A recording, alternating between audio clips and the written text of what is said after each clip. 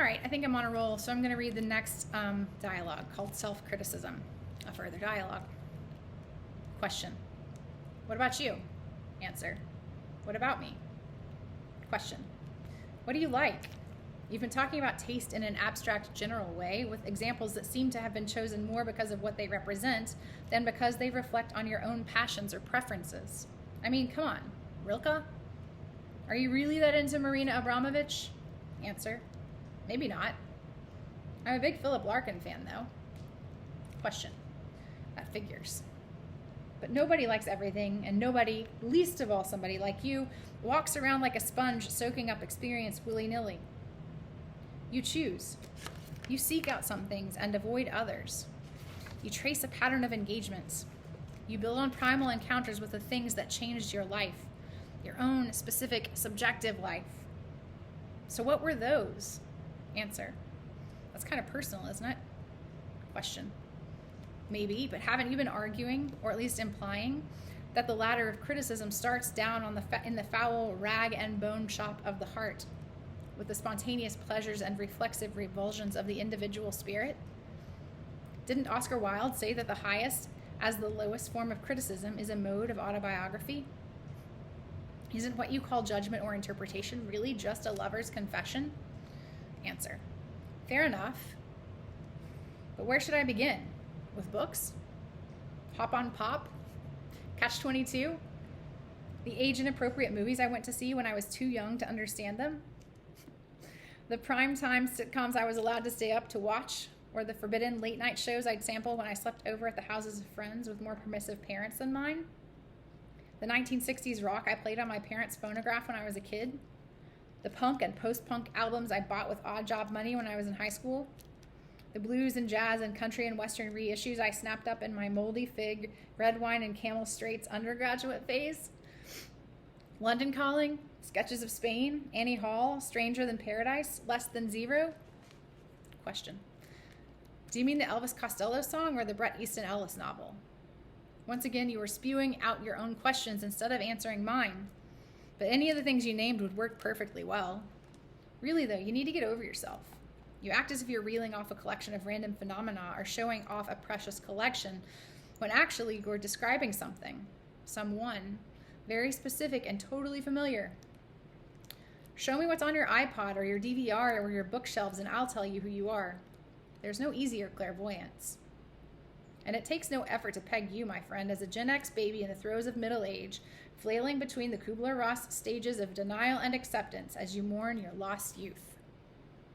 You grew up in the backwash of the baby boom with educated parents who subscribed to The New Yorker and bought the well-reviewed novels of the day, Gore Vidal, Erica Jong, Watership Down.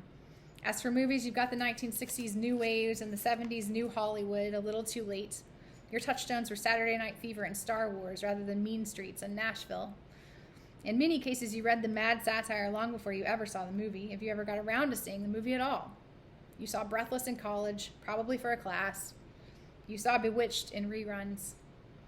Punk rock saved you from feeling late for everything. And then a little after that, hip-hop freed you from the nagging sense that you inhabited a stale, small world of provincial whiteness. You read those vintage contemporary paperbacks with the watery aquamarine, quasi-surrealist covers, and then graduated to the bright monochrome University of Minnesota Press literary theory volumes so you could feel cooler than your friends. That was the same reason you went to foreign films and listened to old-time music. The same reason some of your peers fetishized horror movies and comic books. The same reason others professed an ironic affection for the kitsch and crap of earlier pop culture eras. Your life is college radio, literary snobbery, a conspiracy of the high and the low against the middle brow. HBO and Adult Swim and the Criterion Collection. Graphic novels and alt country and Seinfeld. The narcissism of small differences elevated to an aesthetic principle. Answer. Well, when you put it that way, I can't say you're wrong. But I can say that you're being maybe a little too cynical and much too sociological. It would be foolish for me to deny the determining facts of my generation, class, education, and background.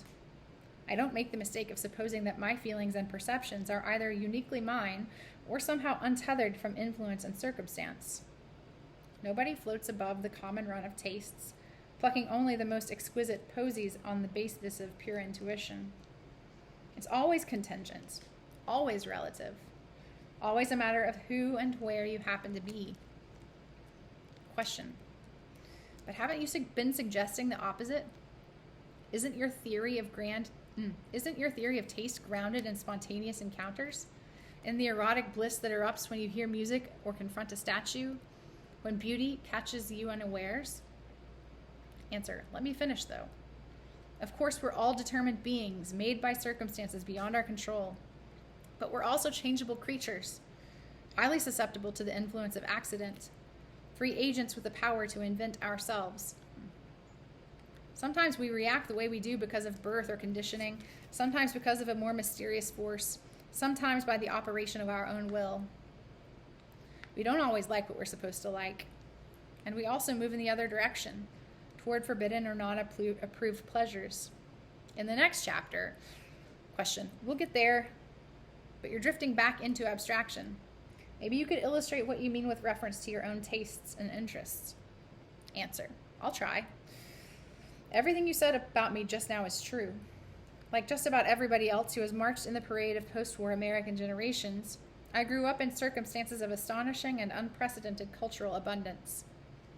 The world had been organized to deliver an overwhelming variety of stimuli directly to my brain, which was quickly filled with pop song hooks, sitcom catchphrases, movie montages, and stream of consciousness monologues from late-night talk shows and experimental novels. It's not an exaggeration to say that all that stuff supplied the architecture and the furniture of my emerging self, which is how I wanted it. It's widely recognized, it's a cliche we, that young people are innately curious and instinctively adventurous, hungry for knowledge and experience. But I think what I crave above all, is expanded consciousness. Question. It sounds like you're talking about drugs. Answer. No, but almost. I'm definitely talking about radically altered perception. At a certain point when I was a child, I received the terrible news of my own mortality. The most offensive thing about dying, the most frightening part, the worst insult, was that I would stop thinking. It also struck me as horribly unfair that, in the course of my lifetime, I would only ever get to occupy a single mind. I would only ever think and feel within the arbitrary limits of who I was. It would have been so much more interesting to be able to be a lot of different people in succession, and I was sorry not to have grown up in a religion with strong ideas about reincarnation or the transmigration of souls. Reality as I knew it was entirely inadequate to my needs, and my restlessness drove me to try to expand it, mostly through books and movies, but also in other ways. You could call this escapism, and it's true that I've always been something of a daydreamer, and occasionally an outright fantasist. But I dislike that term because it implies that the impulse to travel beyond your literal and immediate circumstances is trivial and irresponsible. For me, it's a kind of knowledge. Question. What kind of knowledge? When you read a novel or watch a movie, what is it that you actually learn? There's really no limit. The world is enormous. Travel is exhausting. Time travel is impossible. But you can go anywhere, to any period in history, in the pages of a book or sitting in front of a screen, and acquire a more intimate, richer sense of what is found there than you would through classroom study or organized travel. You can get inside feelings and habits. You can, through the magic of empathy, know what it is like to live in ancient Rome or the modern Chinese countryside, or for that matter in some entirely invented place like Middle-earth or Gotham City. And it's not only narrative forms that do this, though for me movies and novels are especially valuable for their density of detail and their absorptive power. An old painting is a portal into another age and country. A piece of music can transport you to Brazil or Salzburg or the Mississippi Delta and inject you into the emotional world of someone living in one of those places. Question. Frankly, it sounds very superficial to me, like a kind of tourism, with some of the same ethical problems. You hop around the world grazing on the things other people have made, using their hard realities for your own amusement. And you seem blind to the privilege that underwrites your adventures, the available leisure, the disposable income, the the educational advantages, the assumption that you are entitled to all this cool stuff without really working for it. You're talking about taking ownership of, or at least borrowing, experiences that don't belong to you and making them your own. Isn't what you call empathy really a kind of imperialism? Answer. Well, it's not as if I'm stealing anything.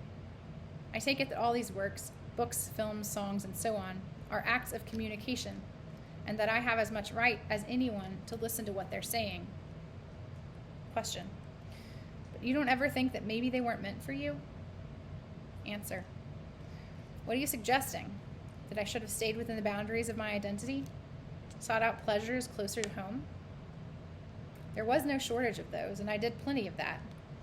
In American culture, and elsewhere as well, the decades surrounding my birth were a high watermark of white male self-obsession and of adolescent self-assertion through various kinds of rebellion. You could hardly avoid it. There on my parents' bookshelves were The Catcher in the Rye and On the Road, Rabbit Run, and Portnoy's Complaints. There in my hot little hands were Mad and National Lampoon. There on the radio were the successive generations of rock and roll heroes, the poets and prancers and the punks, acting out their patented styles of aggression. All those seemed like perfectly plausible selves for me to explore. If not role models, then secret idols and their alter egos. Why did I have to stay within that range? To stick with my own supposed kind? Question. Because it's greedy otherwise, in the way that some of those guys were greedy. You couldn't be content with wanting to be Jack Kerouac or Bob Dylan or Johnny Rotten or Spider-Man. You had to want to be Joan Didion and Patti Smith and Leadbelly. Answer. First of all, it was no small leap to imagine myself as Kerouac or Dylan. It's not as if I really had anything in common with them, apart from some demographic traits shared by a few million others as well. Second of all, one of the ways Patti Smith got to be Patti Smith was by wanting to be Bob Dylan, and so Rimbaud and a lot of other guys. Who's to say where the boundaries are? Who gets to draw them? And I suspect that if it was the other way around, if I was describing a pale-faced pantheon of dudes with daddy issues and girl trouble as my major sources of selfhood, you would accuse me of being too narrow, too provincial and exclusive, unable to appreciate difference, confined to my own cultural comfort zone. Question. Of course I would, and I'd be right either way. Answer. I just can't win then. Question. Poor you. Okay. Chapter 3, Lost in the Museum, will be next. I hope that this has done for y'all what you needed it to do. I appreciate the nudge back to reading. It has certainly made the afternoon lovely. Yeah. So, until next time.